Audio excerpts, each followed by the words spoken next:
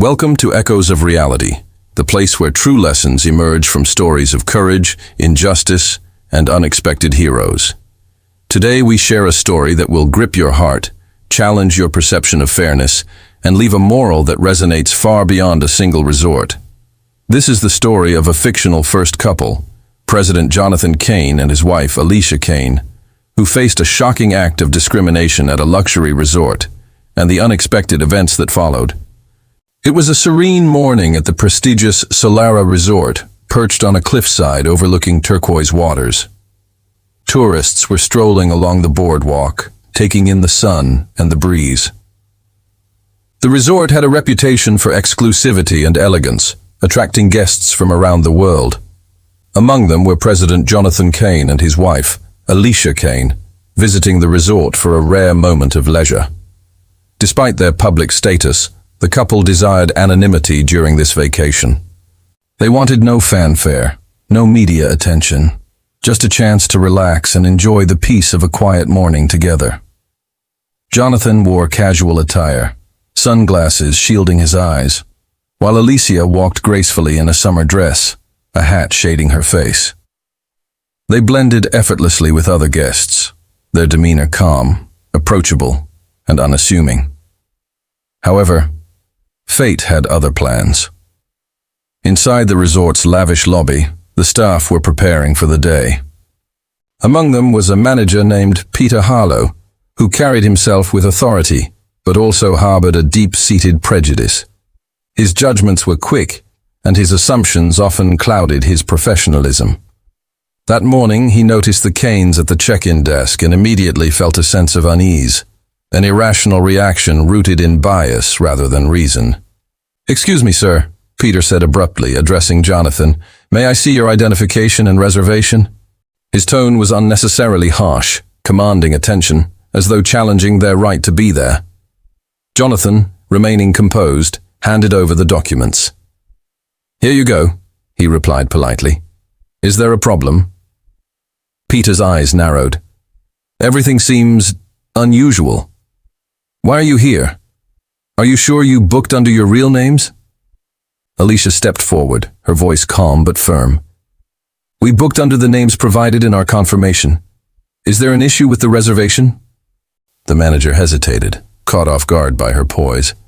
But instead of acknowledging the situation professionally, he leaned closer, his tone dripping with condescension. "Look, I don't think you belong here. Maybe this isn't the place for you." The couple's confusion deepened. Jonathan's jaw tightened slightly, but he remained polite. "We are guests here, just like everyone else. I'd appreciate it if you followed standard procedures and treated us accordingly." Peter's arrogance escalated. "I don't care about your status or who you are. You're being difficult, and I won't tolerate it." He raised his voice, drawing the attention of nearby staff and other guests. Murmurs filled the lobby as people began to notice the confrontation. At that moment, Alicia realized the severity of the situation. Her calm exterior hid a surge of indignation, not just for herself, but for the principle that no guest should face discrimination. She looked at Jonathan, who nodded slightly, signaling his agreement. This would be addressed firmly, but without unnecessary escalation. "You are harassing us," Alicia said clearly. "We have done nothing wrong, and your behavior is unacceptable." Peter smirked, dismissive. "You're exaggerating. I'm just making sure everyone here meets the standards of our resort." The confrontation escalated further. Peter gestured for security to approach, intending to remove the Cains from the premises. Guests in the lobby gasped, many stepping back in shock. Jonathan's face remained calm, but his eyes reflected the steely resolve of someone used to leadership and conflict. Just as security personnel moved closer, the resort manager's assistant, a young woman named Emily, stepped in. She had been observing the interaction and recognized the injustice unfolding. "Sir," she said to Peter, "this is not acceptable. They are paying guests and have every right to be here. You're overstepping your authority." Peter turned sharply to her, clearly frustrated. "Mind your own business, Emily. This doesn't concern you." Emily's voice did not waver. It does when someone is being treated unfairly.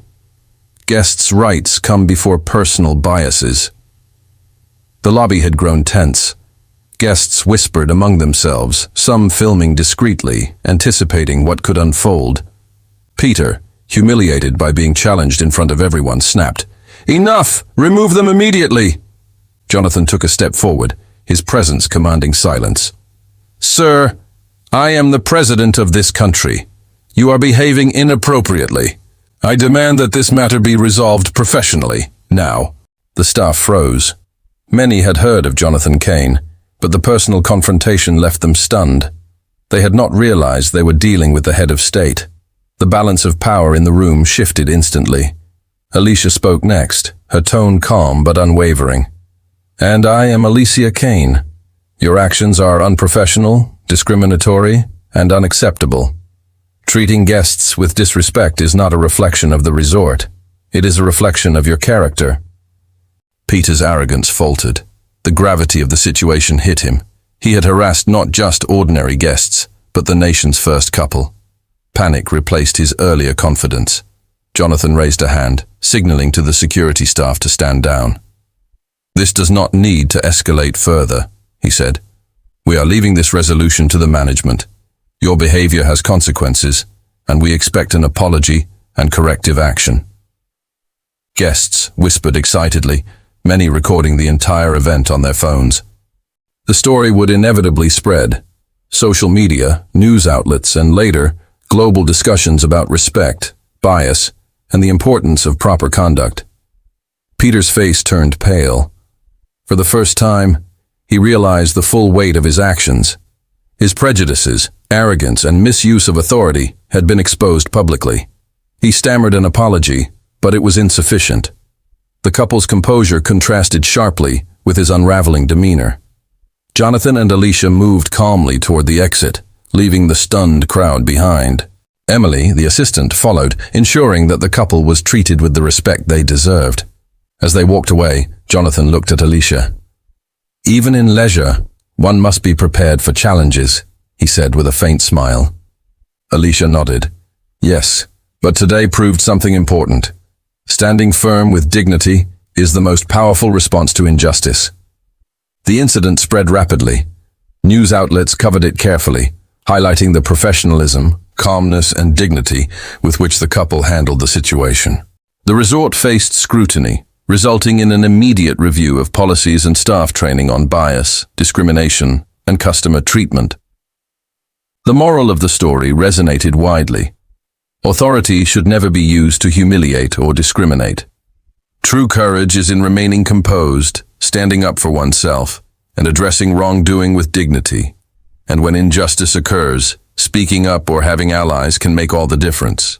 Jonathan and Alicia returned to their vacation, now accompanied by the reassurance that their presence had sparked awareness and change. Guests and staff at the resort learned a powerful lesson. Professionalism, fairness, and respect are non-negotiable. For observers everywhere, the incident became a reminder that discrimination and prejudice can occur anywhere. But how one responds, calmly, firmly, and with dignity, defines true strength. The story of the Cains at Solara Resort would be remembered not as an attack, but as a demonstration of poise, moral courage, and the power of standing against injustice.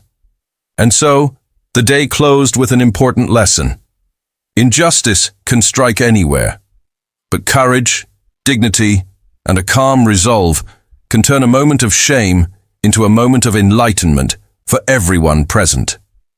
Thank you for watching Echoes of Reality. If this story inspired you, remember to like, share, and subscribe. Every story carries an echo, and every echo carries a lesson.